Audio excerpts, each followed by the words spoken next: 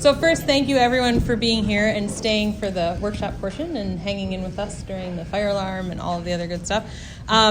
You can tell we're academics because we have handouts, right? So feel free to take notes or not.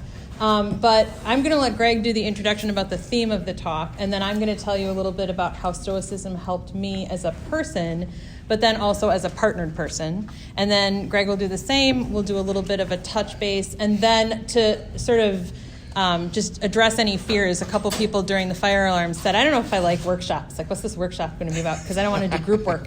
So you will not have to give any testimonials or anything like that. We will have you talking to one another a little bit, but what you say to one another is private unless you feel like sharing it. But we do want to talk a bit about kind of how relationships play out, whether it's partnered relationships or romantic relationships of a different kind, or work relationships. All of these things kind of impact the heart, but we will be talking almost exclusively about our relationship and what we've learned and how Stoicism impacted it in a positive way. Okay, so this last year I presented this workshop at Stoicon in London. Andy and I were supposed to present together, and unfortunately, you couldn't fly, so we did it. And there were actually some funny jokes in the video of that, because I think I said something about how this is like something to do with relationships. But this is a talk that we give quite frequently. Now, it's interesting because the ancient Stoics, if you read them, they don't say anything about dating or about Match.com or Tinder or any of those sorts of things. And most of what they have to say has to do with marriage. And what they have to say is pretty traditional. Don't cheat on your spouse. Musonius Rufus, the purpose of marriage is procreation, but also to have intimacy, to develop a full relationship. And so there's a very normative thing for that. But I think we can take what they have to say and expand it outward to other partnered relationships. So this could be very useful for people who are not in a relationship but would like to be in a relationship, or have had a string of relationships that didn't turn out the way that they want to, and they can do sort of an after-action report about that. Maybe it is you, but maybe it's them. It's worth thinking about these sorts of things. So the ancient Stoics actually we've got some practices and perspectives that we're going to bring up that could be helpful for people. These are just sort of scratching the surface. I think an entire book could be written about what Stoicism could contribute to, first of all, dating, or being, on your own, being, wishing that you could be dating but not being in that pool, actual dating, going through the entire courtship process, when to say, that's enough of that, and find somebody else, being in a committed relationship, and all of the things that brings. I think Stoicism has a lot to contribute that hasn't been mined sufficiently. There are some cool blog posts out there about that. And I will mention that Massimo Pigliucci answers questions about those sorts of things, giving Stoic dating advice. So you might check his stuff out. I'm going to turn it over to Andi for a moment to talk about her experiences and our relationship. And yeah. So I found Stoicism a little bit by accident. I'm somebody who's been really curious about the human mind for a very long time and trying to figure out how I could better understand my own, right? I love a problem. I love a challenge. I also love to find solutions. I'm kind of operationally oriented, but also very creatively oriented. And so I find that those two pieces of myself can be in conflict quite a bit. What it led to ultimately was this kind of core center where those two things joined, where I sort of thought that if I felt like I had control over self or environment, as it turned out, or others, as it also turned out, that I somehow was kind of mastering life, right? Like the mistaken idea that if I could dictate or control a situation, I actually was living better than if I couldn't. And one of the things that I found happened was, for myself first, and then I'll talk a little bit about how this impacts us. I found that there was great relief in reading, studying, and learning about writers and thinkers and practitioners who suggested that we look at what we can control and what we can't control. Particularly with Epictetus, the passage about how we're playing a part. That helped me probably more than anything else. And I gave a talk a couple of years ago about that, and one of the things I said is I've had a lot of different careers. So I was a building super in New York City, I'm an academic, I've slung burgers and hash, I've delivered papers, I've done all kinds of interesting things. I was the assistant dolphin trainer at the Milwaukee County Zoo when we still had a dolphin show. Like, I did all kinds of really cool jobs. And I always felt myself kind of almost trying them on like I was an actor in a play. And that was how I came to tolerate some of the worst jobs that I've had. And it's also how I came to really more thoroughly enjoy some of the better jobs that I had, the things that I felt I was called to do.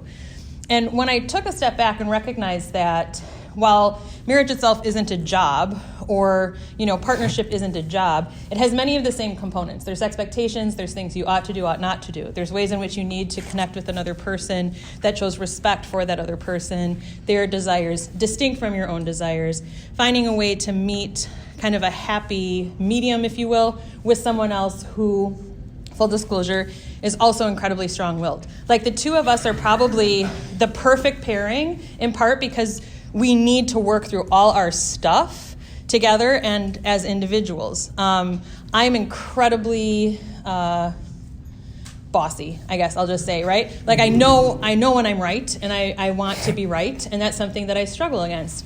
So is this guy over here, right? We're both very much,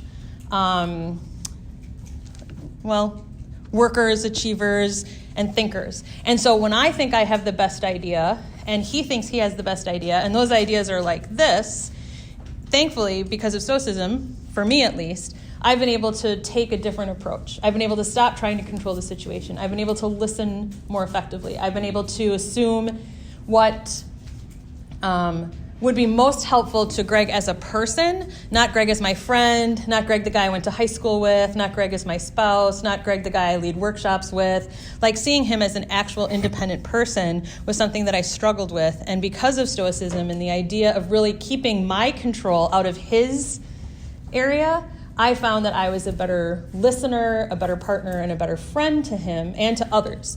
And so one of the things that I found is that the more I practice Stoicism in my daily life, the more I actually like my life. The more I'm able to take frustrating situations at work, for example, and just sort of take a step back and just say, well, that's what it is right now. And what can I be grateful for? I can be grateful for the fact that I have employment, that I get to use my mind in my day-to-day life, that I get to solve problems with others, that I get to engage creatively, that I get to help create curriculum or have conversations like this. But it's a daily sort of practice, and I don't always succeed by any means, right? You all saw me smiling as we were coming in, and put your name, take a brochure, welcome, thanks for being here. And then when we came back in and had to set up the lunch, right? Some of that, like, isn't this lovely? We're all here together to think, talk, and and engage the mind. It flew right out the window. And I had an idea about how the back table should be set up, and Greg had his idea. And I was like, I only did this for a living, right? Like, I heard myself say that, and then I was like, wow, that's great. So it is something that comes up, in daily life. And thankfully, I have a partnership with somebody who's equally invested in trying to find solutions that are respectful, but also autonomous, and allow us to kind of work within our spaces most effectively, while also championing the other person for what they're really good at. So that's a lot, but yeah. I'm just going to add 3 things. This is all such a big surprise to hear it. So yeah, right. Andy brought up failing at things, and I wasn't actually going to talk about this in the workshop, but this has come up a lot in the Stoic Fellowship. Failure is inherent to any transformative process. And early on in it, you fail a lot. And then you fail less often and less often. And you see the Stoic authors talking about this, Seneca and Epictetus in particular, You get knocked down, well, you have to get back up again and get back in the fray. And you can't say, oh, it didn't work for me. You have, you can, you have a choice. But if you do that, you know what what that path leads to. And not allowing ourselves to feel terrible when we do fail. Seneca says we have to be forgiving with ourselves as we take stock of our screw-ups each day. And I think that's doubly so when you're doing it in a partnership. And we have, actually I do have 4 things. So the other thing I'll say along those lines, Andi and I are, we're married, we're romantic partners. We also work together. We also work together in the same space. And now we actually have a very nice, fairly sizable apartment. So if she wants to be in one place and I want to be on the other floor, we can do that, although we can both hear each other still. But we lived for a while, what was it, about like 400 square feet? It was less than 400 square feet. We lived in a less than 400 square feet carriage house apartment. That means like above a garage. For 5 years, right? Yeah. The first 5 years of our being together in the same place. And those were some tough years. Yeah. And so the third thing I'll say is, Andi mentioned we're both sort of like high, you could call it high achieving because we're constantly striving. We're also both angry people. I got into Stoicism in part because I was looking for resources within philosophy for anger management. And I found a lot of resources in the Aristotelian tradition and some in the Platonic tradition. And then I started reading people like Seneca and Epictetus, and I was like, wow, there's even more stuff here. This is really great. And so we've been applying those insights, sometimes successfully, sometimes unsuccessfully, more and more and more in our lives. And, it's good to have, you could have a partnership where you've got somebody who's like totally calm and you're the angry one and you can work on your stuff and they're supportive. And that's nice, right? But it's also kind of cool to see people develop within the context of a relationship. And when you know that you're struggling with some of the exact same button-pushing problems, there's a sort of solidarity that can come with it, provided you don't get too competitive with each other about it. And so that the last thing I'll say from our experience, we call it O-Henrying. All of you are familiar with O. Henry's, the Gift of the Magi story. It's a Christmas story. It's about two people who are poor as dirt, and he's got this pocket watch that he really loves. I think it came from his dad or grandpa. It's his only good possession. Everything else he's got is garbage, And she has beautiful, lustrous hair. And at Christmas time is coming, and so each of them sells off their prized possession to buy the other person something that they think they'll use. So she sells her hair to a wig maker to buy this beautiful chain for the watch. And then when he opens it up, he's like, wow, this isn't going to do us any good because I sold the watch to buy you either a comb or a brush. It's a comb for her hair. Yeah, a comb. And, it's sort of a tragedy in one act. It's very important, I think, to avoid doing that. When you decide that you don't want to just be angry with your spouse or romantic partner or control them or something like that, then you can start to try to, see things their way and do things that are going to be good for them. But if you're doing it your way, your idea of what's good for them, you will inevitably O-Henry each other. Yeah. Where you're both doing things, and then you've got all sorts of new occasions for getting disappointed and getting angry. You can be like, can't you see the nice thing I'm doing for you? Yeah. And then they say, well, it's not a nice thing. And you're like, well, of course it is. Yeah. Well, no, it's not, because it's not something that actually meets their needs at the time that or in the way that they need them met. So I would say that's something that Stoicism has helped out with quite a lot. And so before we get into the part where we're going to have you talk with each other, one of the little bullet points in there, Stoicism, like other virtue ethics, says that we have some degree of control over our thoughts and our emotions. So that's good news, because it means that we can change them. If we're screwed up, and we're all screwed up in some ways, we can work on that. If we can identify where our thinking processes go off and why we're having the emotional responses that we are because we're assuming the wrong thing or picking something up by the wrong handle, as Epictetus says, then we can modify that over time. You can't, of course, snap your fingers and say, aha, I figured it out. Now I'm calm, right? You have to do habit modification, and changing habits is an integral part of Stoic stuff. But having the insights into how the emotions actually work. I mean, this is part of why Descartes wrote The Passions of the Soul. It's nice to actually have some conception of what's going on under the hood. So I think Stoicism can help us avoid O-Henrying each other. It can help us avoid lapsing into big fights over things that we get angry about. Yeah. So now we are going to do this exercise. We call it the sounding board, and you don't have to fill in all these things, but I do want you to think about the challenges that you have when it comes to romantic relationships, things you're afraid of, things you're hoping for, and then what we can call pain points. Where are the things that, they push your buttons, the things that keep you from being able to enjoy healthy and happy relationships. Do you want to add anything? Yeah, so we'll take probably 3 to 4 minutes just to do some jotting down, and then let me rephrase that. We're going to take 3 to 4 minutes for you to jot down some things and then turn to a neighbor and discuss what you jotted down with the neighbor. So you can share as much or as little as you'd like, but the idea is to just take a few moments to reflect on your challenges, your pain points, the little bullets in the column there, and then share them with the person sitting next to you, and just talk a little bit about kind of how those manifest within your life. All right, we're going to reconvene. So if you just express your last few thoughts about your shared experiences. So, who wants to share with the group? We're going to ask for someone to volunteer about a pain point first. We're going to talk about pain points and hopes. Challenges and fears we'll save for another time. But if someone has a pain point that they'd like to share. Yes, Travis. I'll share two.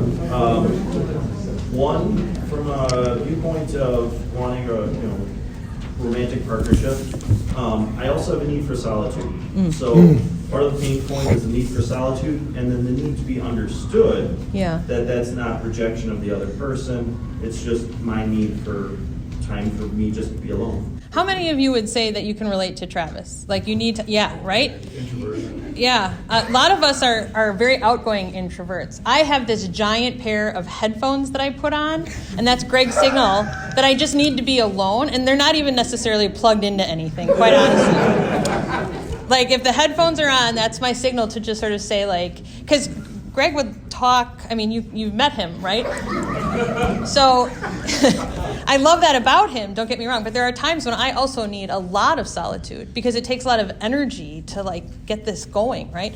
So yeah, definitely. Solitude is important, and how we communicate our need for solitude is very important. So I think, learning to connect with the other person and to be open to the other person, that's what necessitated the conversation of saying, when I put my headphones on, I just need to be alone because I'm feeling overstimulated, not, as I did for the first part of our partnership and marriage, resent him for talking. I would be like, what, right? Everything. It was just, would you like a cup of coffee? Why would I need a cup of coffee? And I'm thinking this is really horrible, right? I have a partner who's asking if I want something, is tending to my needs. So it's just one of those things where you do have to learn also how to communicate that need for solitude in a way that sort of invites the other person to share their perspectives and comes up with something that is not about you controlling the situation, right? That's a great one.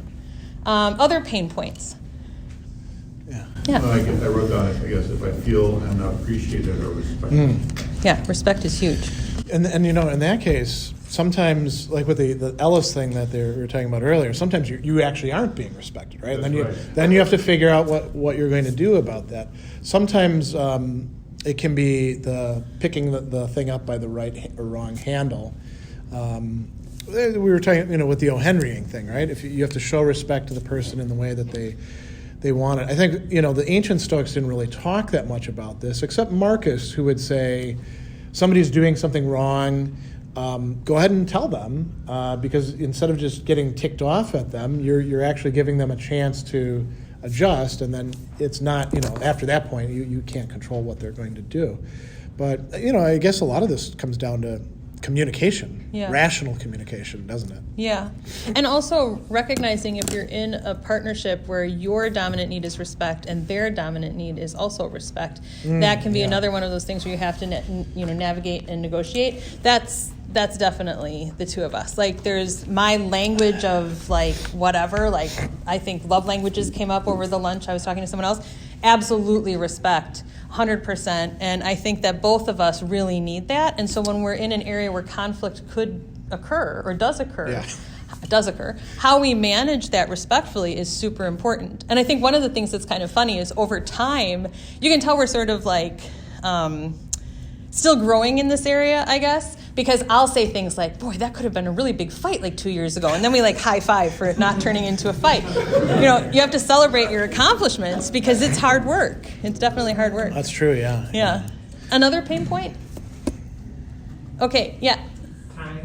Time. Having enough time, or? Well, one person wants to do a certain activity and the other person wants to do another activity. And they both take a lot of time. Yeah. And like what Seneca said, how time is a very precious resource. You know, we're willing to give our time when other things like money or space we don't give so willingly. Yeah. And you can always get more money back, but you can't get more time. Right? Jim, how do you navigate that? How do you navigate that? Not very well yet. Well, yeah. I mean, the time you chose to spend here today is a perfect example, right? We're all in communion together talking about this. We've shared ideas. We've listened to different people present different aspects of this experience and Stoicism. And I think that, you know, when you find a person where your time and what you look forward to doing is aligned with theirs, it is absolutely much more rewarding, right? Because then we can enjoy these things together. But I'll also sort of add one other thing, and that's when a lot of the things are aligned, right? Like, I enjoy everything Greg enjoys. Greg doesn't necessarily enjoy everything Andi enjoys. So that then also becomes a way where you can create some space of understanding that goes beyond that kind of O. Henry situation, right? And learning to enjoy some of the things that your partner enjoys is part of that, maybe putting on that role for that day, or being willing to at least assume a role that isn't necessarily familiar to your own, so that you can express that value to the other person. Yeah. So hopes? What are some of the hopes that you have? Yeah. Lizzie. Reciprocated effort. That's very important, yeah. Yeah. Will you tell us a little bit more about what that looks like? Just putting in the amount of time, the amount of understanding and communication. Yeah, communication as effort is a really critical point, I think. You know, this may sound a little strange. There's, you know, they say that, well, there's always more fish in the ocean. There's never been more fish in the ocean than there are right now. And given that we have all these other ways of connecting with people, you know, dating apps, for example, there's a lot of people who now are meeting their partners electronically, right? And it better not just be completely electronic, or it's not completely developing. But there's often a lot of components with that. I think many people, they settle in relationships, and it might seem like Stoicism would say, you should settle, you know. You get a partner and they're not everything that you'd like. Well, you know, good opportunity to sort of like, you know, be stoic and give things up and all that. But I don't think Stoicism teaches us that we should be fully developing our human nature. And I think if you're living as a Stoic, you would want somebody else who's doing similar things. And so, and now you can, it's easier to find other people who are doing those things than it was, I think, in the past when like we'd mostly meet people in the workplace or at a bar or where else? The grocery store. The grocery store, yeah. Church, yeah. So reciprocity, knowing what it is that you want from the other person, and being willing to say to them, you know, here's another thing I'll say too. In negotiations, and I'm not saying romance should be a negotiation, but there is something to this. Being willing to walk away and say, I don't put up with this from you know, here's a thing that I'm just not going to go along with. Then people can say, oh, you know, I guess I'm not willing to give you this, so see you later. Or maybe they'll promise some things, in which case you can see whether the promise actually makes sense. Or they'll say, holy crap, they're serious about this. I better figure out how I'm going to do this, right? Yeah, I think to the other from the Stoic Fellowship meetings that we had early on, one of the sticking points that I think created a lot of sort of internal conflict for people was the passage where it's saying like, don't love your child or your family too much, just accept that they'll die, and when they die, you know. And somebody talked about that in the lightning round. I think in some ways I've had to put my ideas into the role of actual children or people, or, you know, and just let my ideas die. Because not every idea is worth, you know, fighting for. And not every idea actually needs to be, like I joke around, I say we don't have to be samesies all the time. Because initially it was sort of like, that's how we showed our alignment and our loyalty to one another, was that if I liked this, he liked this, or if I felt this way, he felt this way. That's a very immature psychological position. We know that, right? But when you're entering into a relationship and you're trying to navigate that space, being willing to let your ideas pass and your sort of obsessions pass can be a very positive way to actually practice that side of Stoicism, I think. Yeah, you know, Plato very early on said that people's ideas are like their children. You hate, you know, if you've got an idea, you hate other people criticizing it, and, you know, you want to keep it at all costs. But then, you know, most ideas are, you know, this is where we can start getting into Stoic perspectives and practices. Not all ideas are actually going to be true, and so how do we determine that? So should we launch in? Yeah. So I picked out we have sort of a hodgepodge of things as we've been developing this workshop and doing it in different places.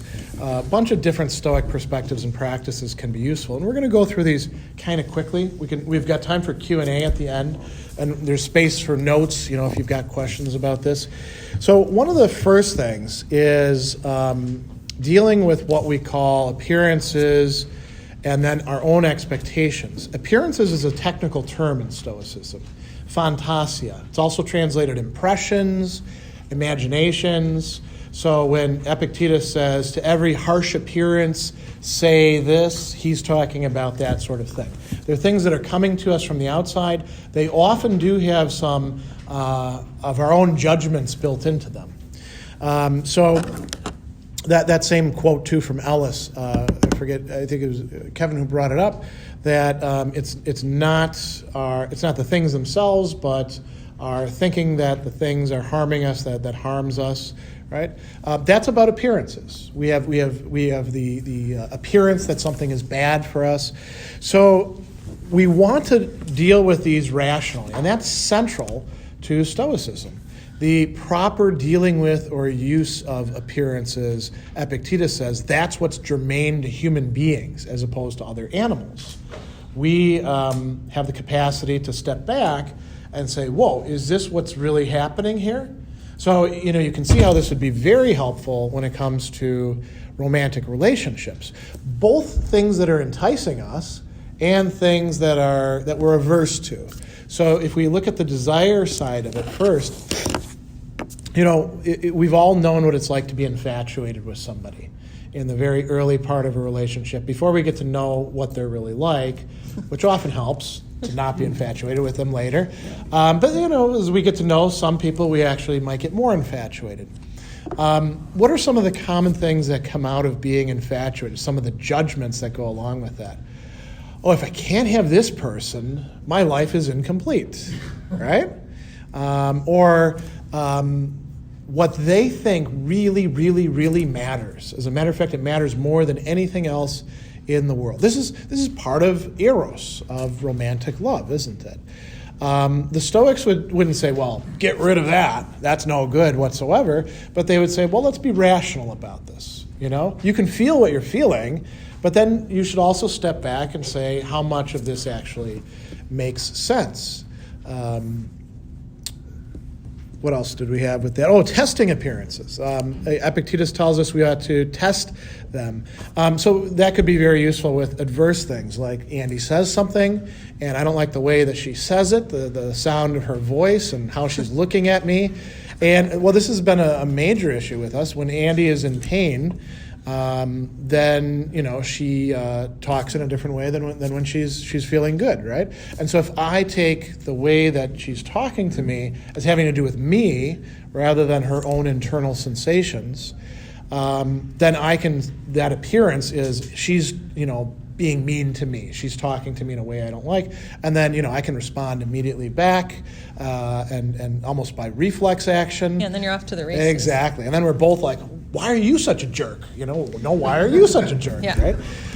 Now, if we can take a pause, which is what we've had to do quite often, and ask each other, "Are you ticked off at me? Are you dismissing what I have to say?" Then we can get some things worked out, because usually it turns out we're not.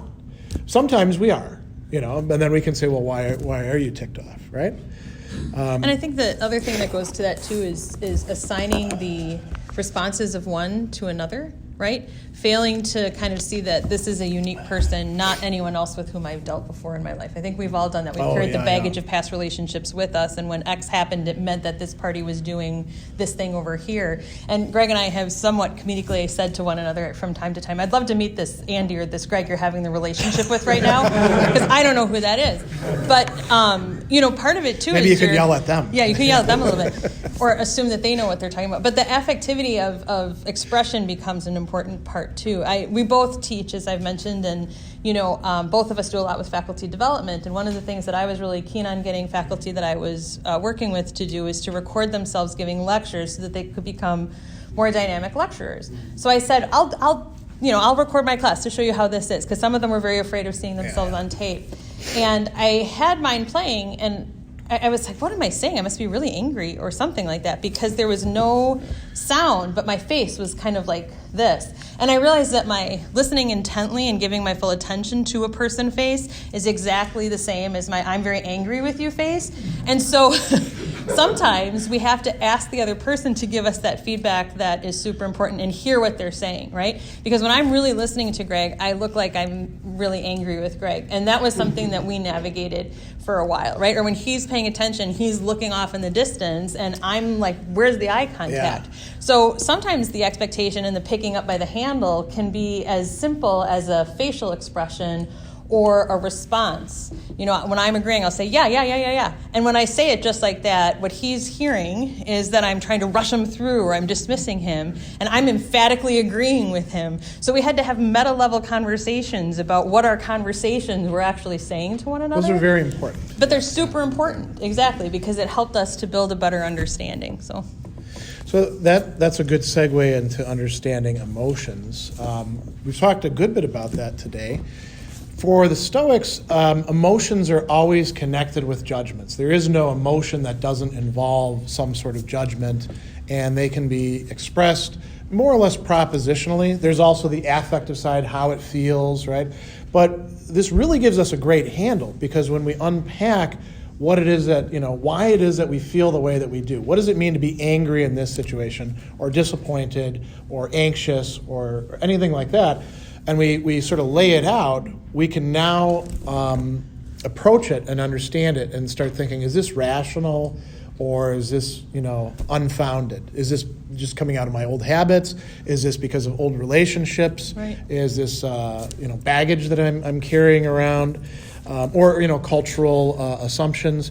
So the Stoics thought that many emotions were very problematic. Daniel was talking about good emotions, right? So some of the good emotions, they're always going to be rationally felt. That means that reason, which is not some sort of cold, cool rationality, calculating everything. It's really, sort of a direction to the good. It tells us this is a good way to feel. So, rational desire, boulesis in the Greek that the Stoics used for that, it means that you do feel desire. So, I desire to spend time with Andi. I don't want to strip away desire altogether, but if my desire for spending time with her starts to get me being, kind of pissy because she's doing work stuff, which is in the calendar already that, I should be taking a look at, then we've got a problem, right? There's also rational fear. There are things that we ought to be concerned with. Doesn't mean that we ought to allow anxiety to run our lives or anything like that. Rational joy is also something that the Stoics think that we should feel. They call it charis in Greek. And there's a whole bunch of modalities of how we could feel this. And I think in partnered relationships, that's something we ought to be striving for. We ought to love each other. We ought to want to spend time with each other. We ought to have concern for each other. All of those are good. When we start feeling other things, that's when we get into problems. Now, the Stoics, as we mentioned, said anger is never good. I don't actually buy that myself. I'm more of an Aristotelian in that sense. Rational motive behavior therapy also doesn't go completely down that Stoic path. But the Stoics give us an awful lot of helpful ways to find out why we're angry and to start trimming it back. Even though the people like Aristotle who say anger can be good sometimes, he doesn't think it's good most of the time. You got to be really careful with anger. Seneca says anything that you can accomplish with anger, you can probably also accomplish with reason, and you're not going to have so many we're going off course because of it, right? So another thing we wanted to talk about in this as well is I have my emotions that I have to understand and manage, and Stoicism can help with that. And then Andi has emotions. And I want her to feel certain ways, quite naturally. But if I desire that too strongly and I start demanding that she feel things when I want her to feel them and the way that I want her to feel them and then express them in the same ways and stuff like that, that's where we really get into a lot of trouble. And for those who are not in a relationship but are, say, dating or considering something like that, that's something to pay attention to, I would say, right? Being too concerned with what the other person is feeling, or you might say being concerned with it in ways that are not productive. You can think about, well, what do I want her to feel? I want her to feel joy. I want her to feel, desire in the right ways. I want her to feel fear when it's appropriate. I'd ideally like her not to have to feel fear at all, but there are some times, like when the fire alarm goes off, you probably should get the hell out of the building, right? And in our apartment, because it's being remodeled, the building, we've had a lot of fire alarms, Yeah. So that's all I have to say about that one. Do you want to add anything? Yeah, I think the thing about cultivating good emotions is a point that I would like to just add something to. I think it was Eric in the lightning talk, right? You were talking about gratitude and the idea that you can't really be angry if you're grateful. I think it came up in a few different talks, looking at the perspective of, just sort of what you're feeling and where it sits, right? So one of the things that I've gotten great value out of is saying to Greg, thank you for your feedback, which initially could have been replaced with a very not so nice thing, right? It originally was when I wanted to say something altogether different. I'd be like, oh, that's interesting, thank you for your feedback. Because I had to remember that feedback is a gift, right? Someone's telling you kind of what you're presenting as. But the other thing is that I think he's done a great job of doing that with me as well, because when you have two very strong personalities, the way in which you navigate space is complicated. And so I had an idea of what joy should look like. He had an idea of what joy should look like. Most of those things were aligned. In areas where they were not aligned, it was a good deal of conversation, right? Sometimes angry conversation, sometimes conflict, sometimes, tears were involved. But when you get to know another person at a real heart level and you're open to those things, I think the more that you can see what you're hearing from them as a gift and as sort of a generous expression, the easier it is to navigate it. Because then if I'm grateful for the fact that I have someone who's telling me their thoughts, I'm less inclined to see those thoughts as oppositional to my reality. I'm less inclined to see them as oppositional to my own growth, right? I have not enjoyed a lot of the work that we've had to do together in order to get to the point that we are now, but I have enjoyed the result of that work and keeping my kind of focus on how that impacts the ability to connect with another person on an emotional level has benefited my relationship with my siblings, with my parents, with my, coworkers. It's just easier to engage in the world when you're not seeing everything as an affront to your worldview. So.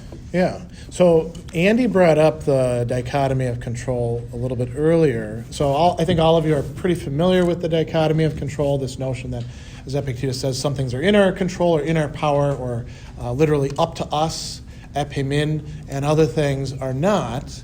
And being able to actually distinguish between these and then stick to that distinction, that's the harder part, right? Having the list on one side and the list on the other side, that's easy. But then actually putting that into practice is quite difficult. And if you think about the things that he says aren't in our control, one of them is how other people act, how they feel, what they do. And what he calls reputation or doxa fits under that too. But you think about the things that couples fight about.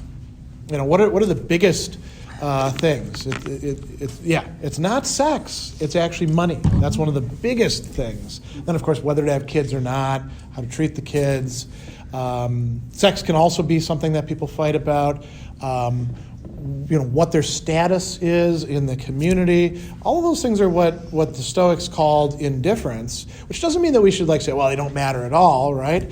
If I decide to go into class and just swear all the time and something like that, I think Andy would probably call me on that and say that's an imprudent thing to do. What are you having a midlife crisis now or something like that? But it's less important than the relationship itself. If you were to start doing that with clients, swearing a blue streak on the phone, I would ask you what's going on. But it's still less important than the actual relationship. What we do have control over is our own, desires and aversions and choices and the assumptions that we make. I don't actually control what she thinks. And I think a lot of our early arguments and fights and conflicts had to do with trying to push each other's buttons to try to get certain responses. I think it can be common for people who maybe find one another.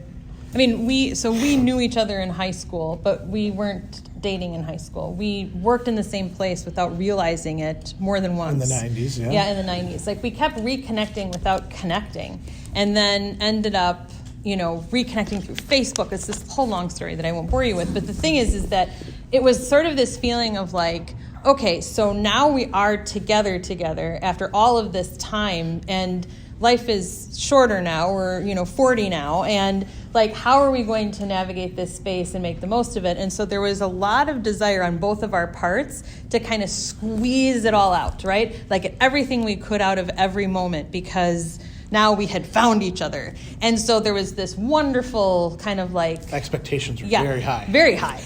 And when we first started to fail one another's expectations without realizing it, it was almost as if the devastation was worse than had it been different. Yeah. So I think that part of our early conflicts, and something that we've definitely grown from, is this idea of not holding someone to the ideal that we created without their consent or involvement, right? The vision that I had of my perfect Greg wasn't really Greg, and I never asked him to contribute to it. It was sort of this is what I expected him to be. And I think vice versa. And vice versa, yeah. So when we really got into the kind of hard work of saying, well, actually, I don't like that at all, or this is what I want, or, I'd actually prefer this over this, the freedom that allowed, even though we were sharing different things than what the other person originally expected of us, was pretty powerful. Yeah, and time does factor into this as well.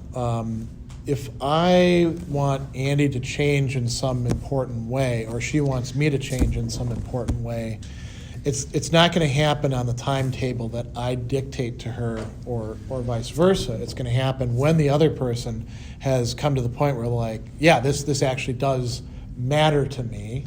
And you can understand that through the dichotomy of control. You can't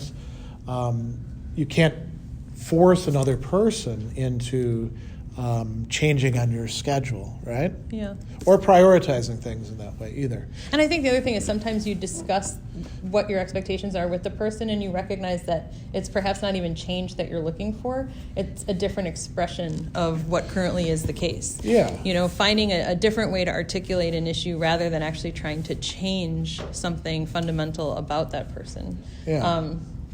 Now, I do want to say something about these indifference. So, from a Stoic perspective, the things they call indifference or externals, it's not as if they don't matter at all. They're just not the things that are going to make us completely happy. So wealth is a great example, right? If I'm frivolously spending money, we're not able to do other things that we would enjoy. It's not a good thing for me to be imprudently spending money. However much money we have in the bank isn't going to make us happy, but it is something that we ought to be prudent in dealing with, and we have to be on the same page as a couple with respect to these indifference. So in terms of like dating, this would be one of the key things, right? You figure out while you're dating, how do you see values like physical health? How do you see values like, financial stability? What else? Social status. Well, even, plans for post-work are critical. I think that oftentimes people don't think about that too, right? This idea of what you're going to do after your career path kind of wraps up. How do you want to spend the life of leisure that you will hopefully have at some point? And I've seen a lot of people spend years together in a marriage that was seemingly happy and then split up because the idea of what happened after work was completely different. One person wants to travel the world, the other person wants to play bunco, and it's just like, how do you reconcile that? So, yeah. Play bunco elsewhere. I guess. The bunco cruise. Exactly. Yeah. So the last practice / perspective we're going to talk about, roles in relationships and duties. The Stoics stress the need to recognize what our duties are. And one of the really cool things that you see in Epictetus very heavily, enough that somebody actually wrote a book called The Role Ethics of Epictetus, Brian Johnson, not to be confused with the Brian Johnson of AC/DC, the one who's at Fordham.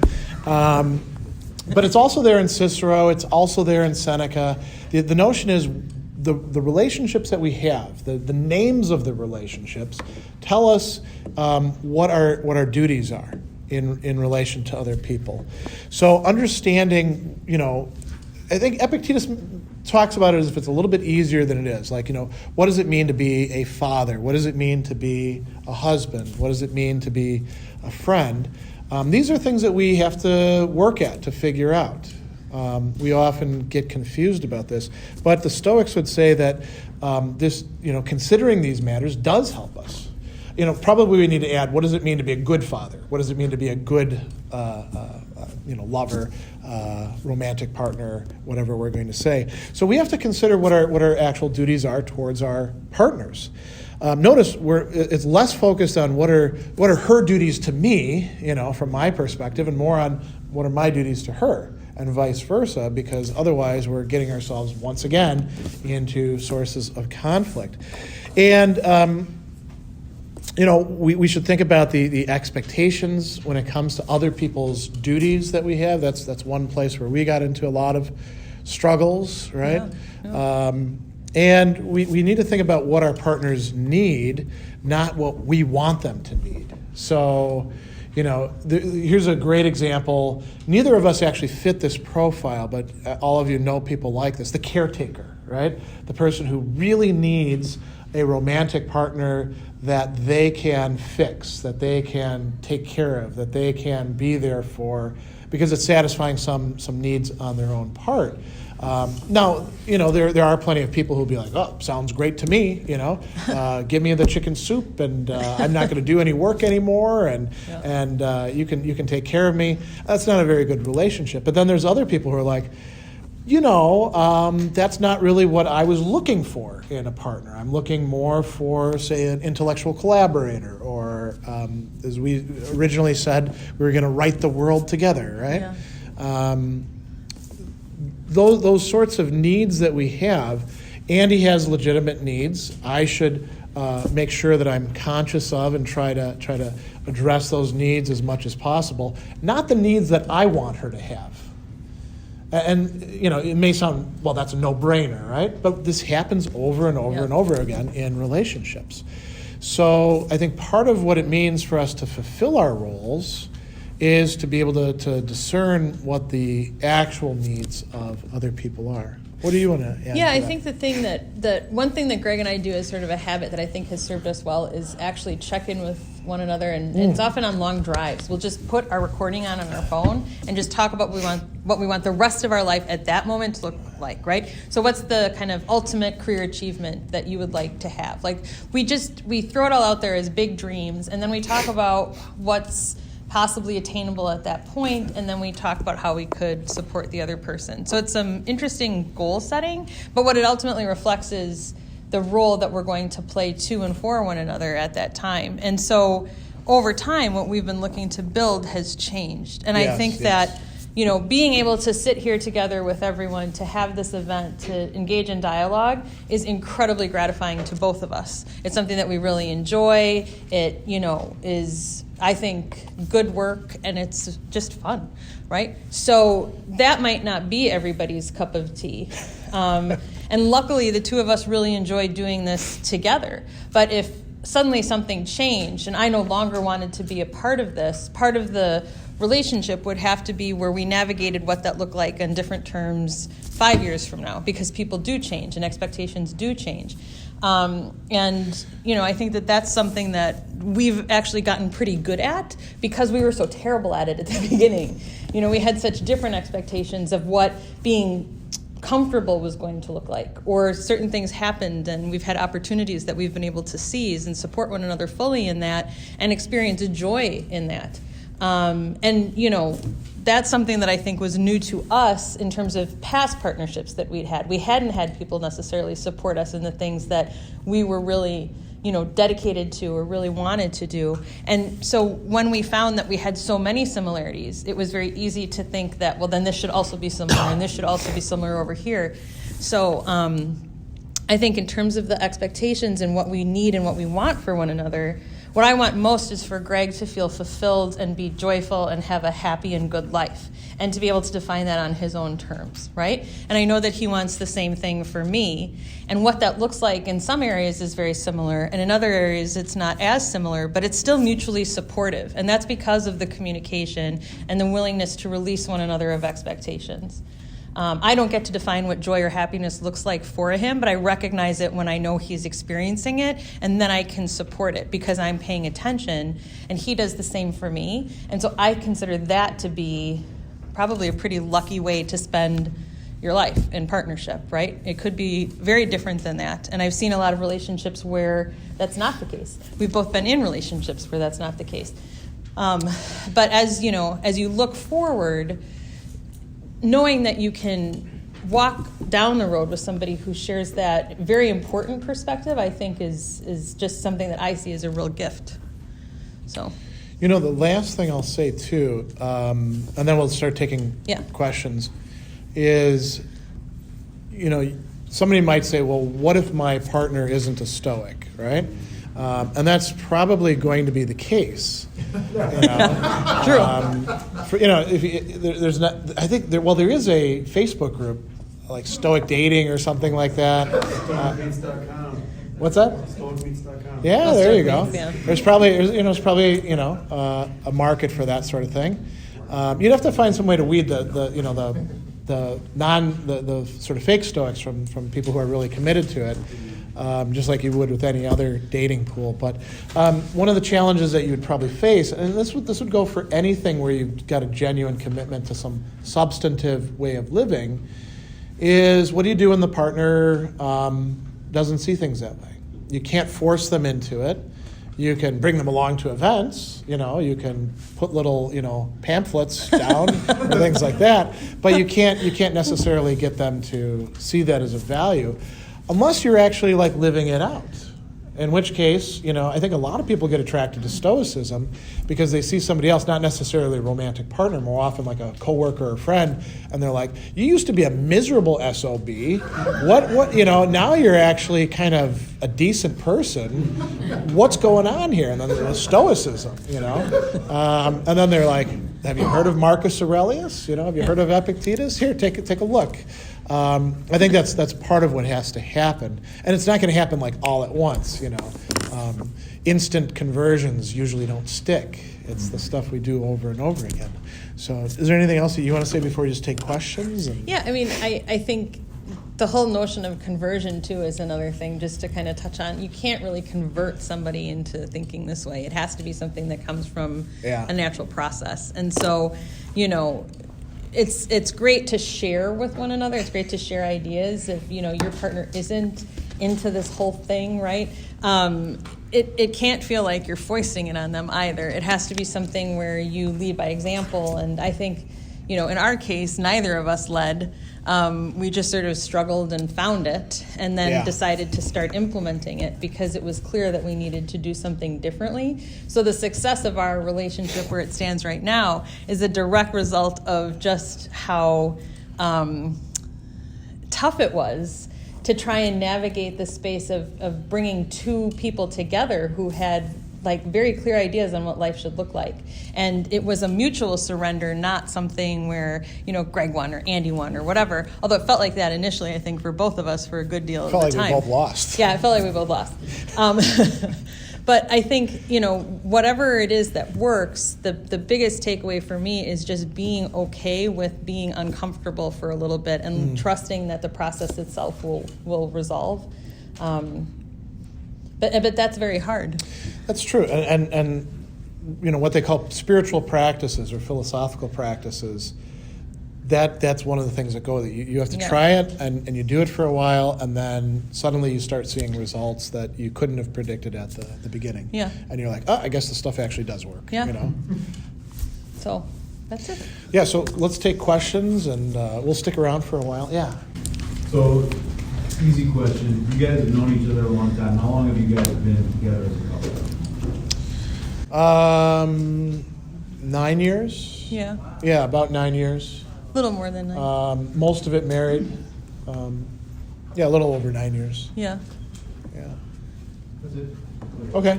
Yeah. Not a question, just a comment.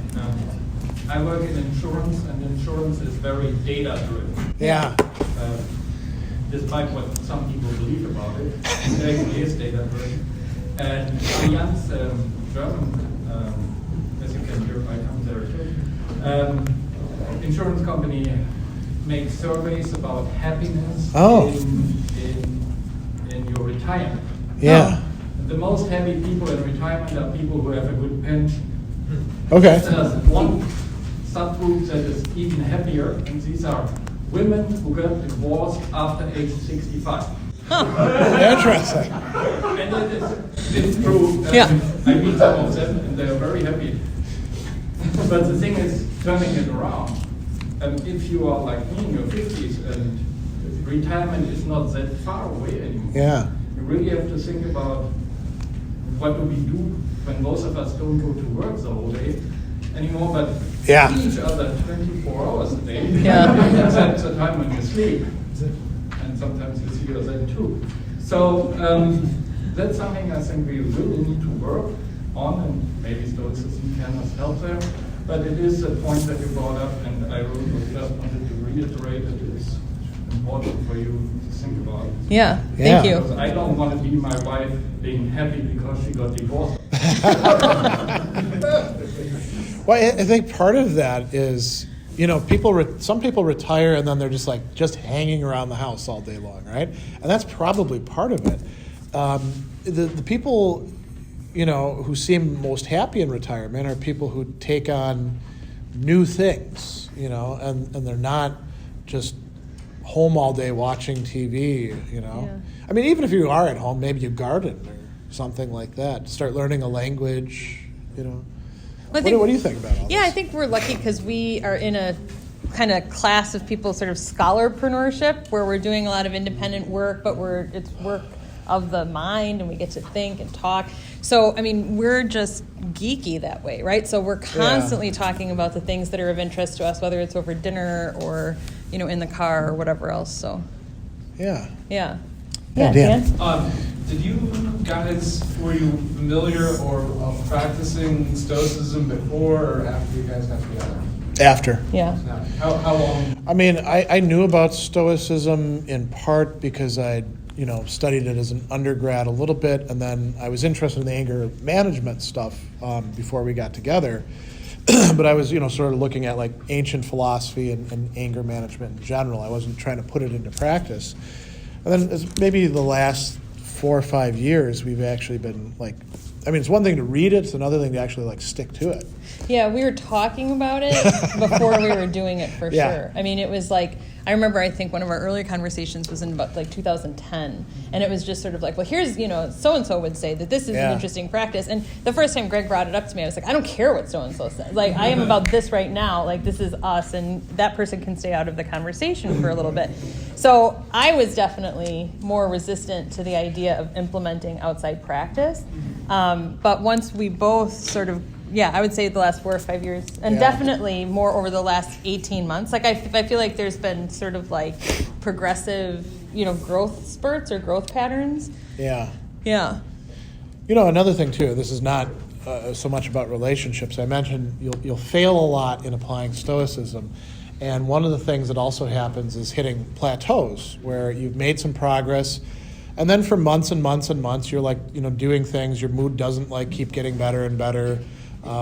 That's okay, because there's usually something going on underneath the surface. Provided you're actually sticking with the practices, sometimes things have to gel a bit, and then you start seeing more improvement. Yeah. So in a relationship, when a difference occurs between both parties and it's a difference that each person holds as something that is entitled to who they are, and they're very stubborn about wanting to change it because they're passionate about whatever they're doing. I guess what is like a technique, or maybe not, maybe I won't phrase it that way. So like, let's say that's the issue, and maybe you want to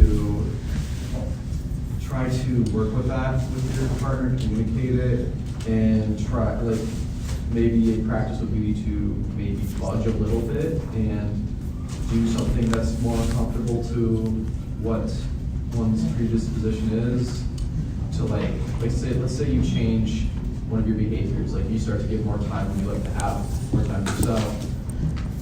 How do you know, like, when it's a little too manufactured as opposed to being authentic? Can I see what I get at? Well, I think one of the big problems we have is placing too high a value on authenticity today.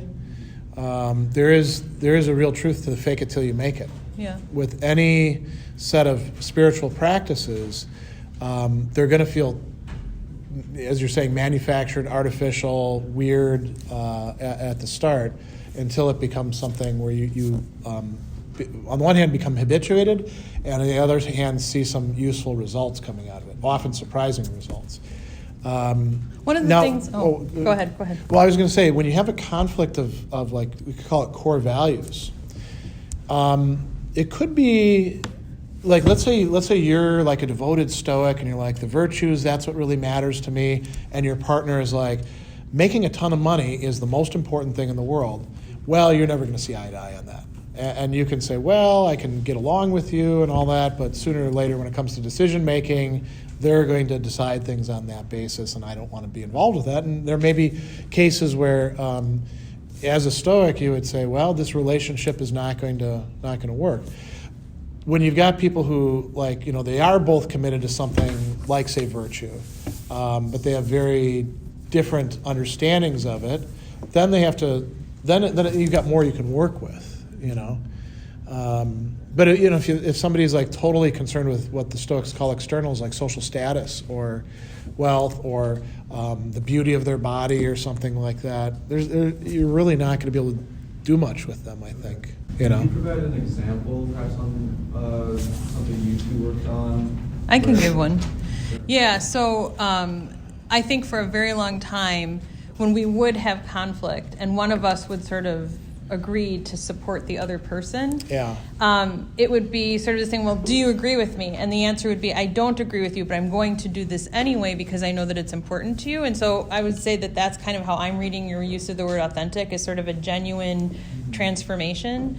And so, it's that kind of thing where, like, I wanted you to want to change your mind on this because you care about me so much. And instead, learning to accept that the person hasn't changed their mind and they're still going to compromise and give you what you're looking for. And that needs to be okay with you. You can't control the emotional sort of like acceptance of it behind the scenes. You just have to recognize that you're getting a gift because you're getting end result, but how the person feels about end result is their business. You can't control that piece of it, right? You can just gratefully accept that they're trying to work with you to achieve a common aim. At first, though, we interpreted the other person as doing that in a passive-aggressive way. Yeah. I'm going to go along with you on this because you're totally wrong, and you're so obstinate that I'm not going to change your opinion. Right? Yeah. That wasn't helpful. No.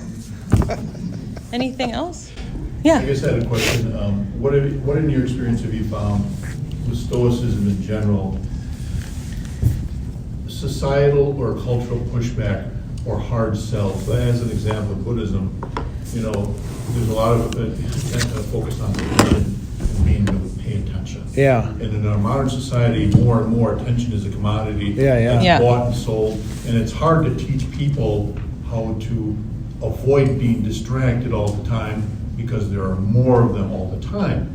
So what about with Stoicism? What are societal things that are like a hard sell, as an example, or maybe counterintuitive to society? Society is saying you should be this, and Stoicism says, probably not so much.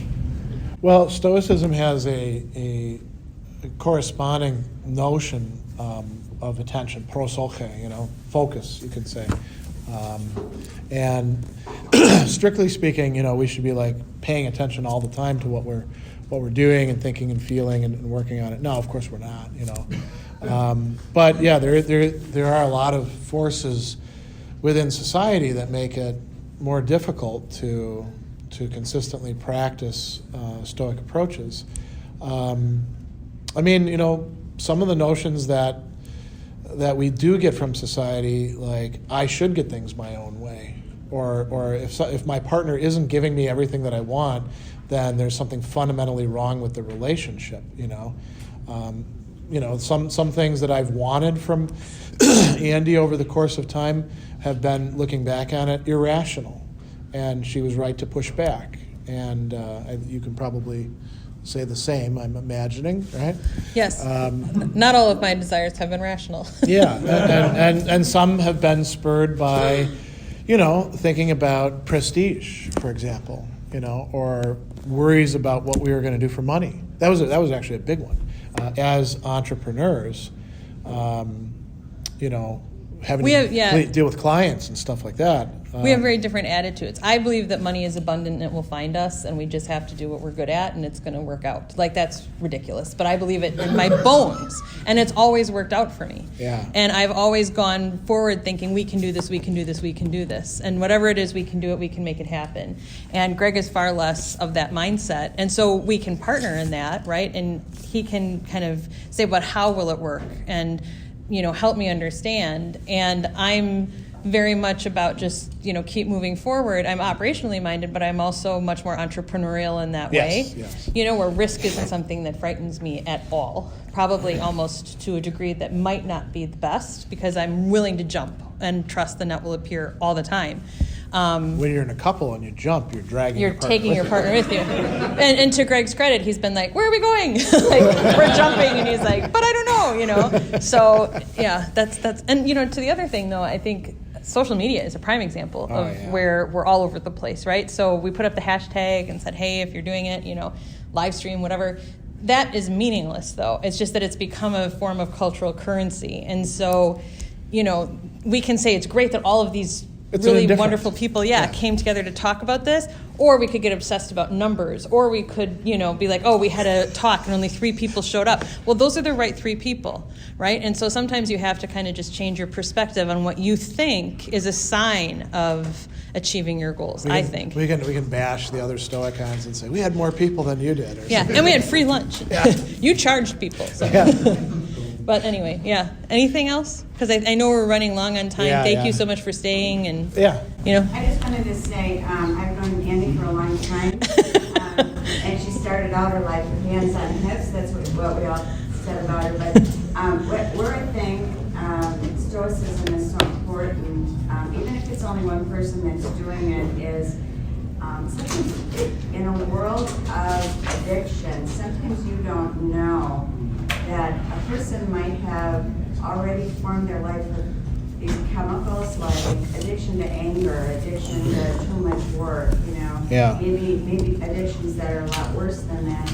But even if one person is adopting this philosophy, I think you can then start recognizing that their disengagement or their lack of intimacy or their anger or their busyness might not be that healthy for the relationship. And kudos to the two of you that you've been able to back away and with each of your philosophies and combined philosophies, not only start to make that work for yourselves, but then share it with the rest of us to help enhance and make our lives better. And thank you for that. Should we high five over that? Yeah. Thanks. All right. Thank you, everybody.